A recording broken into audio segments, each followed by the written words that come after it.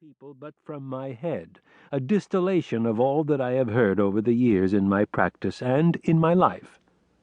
This will give you access to the real but never recorded discussions that take place in people's kitchens, in their heads, mumbled as they leave rooms, or screamed out in shopping malls.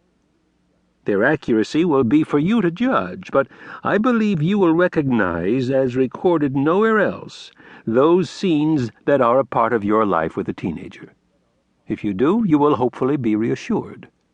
You are not doing anything wrong. Everyone confronts the same kinds of problems with teenagers. Much of this book is funny. That's because I think much that goes on between teenagers and their parents is funny, if we can step back far enough from our lives to view our daily travails for what they are, instead of as deadly serious issues. Finally, if this book achieves its goal, you may notice a strange transformation in those scenes that used to drag you down. With a new understanding of your teenager's psychological development and state of mind, you may find that those scenes are never quite the same again. They look different, less desperate, more like the inevitable interaction between a normally developing teenager and a caring parent. You may also discover that, seeing differently, you act differently as well. Introduction.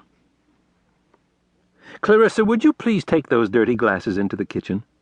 Why? They're not mine.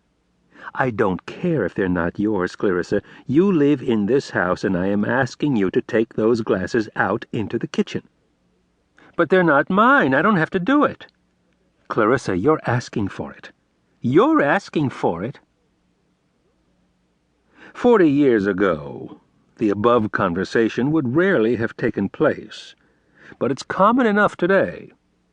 Teenagers have changed. This is not an illusion. Teenagers treat the adults in their lives in a manner that is less automatically obedient, much more fearless, and definitely more outspoken than that of previous generations. I never would have talked to my parents the way that Melissa does to me. Never. What would have happened if you did? I would have gotten a smack in the face. True enough. But the harsher ways of dealing with children, especially physical punishment, are no longer viewed as acceptable. Many parents still treat their children harshly. Many still hit them. But such punishment is far less acceptable than it once was, even to those who do it. This is the era of permissiveness. As a result, the most effective weapons have been taken out of a parent's arsenal. No more hard smacks across the face for disrespectful backtalk. No more backside tanning when rooms are not picked up on demand. It's inevitable that without these harsher forms of enforcement, children's behavior has changed. This is just human nature.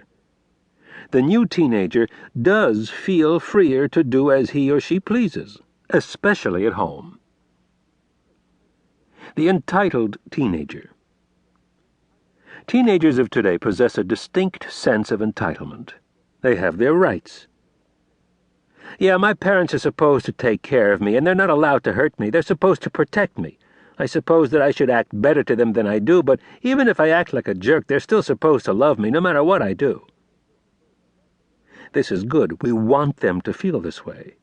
We have empowered our children, and they feel the power. Still, we did not think they would be so ungracious about it. Ours is a generation of uncertain parents.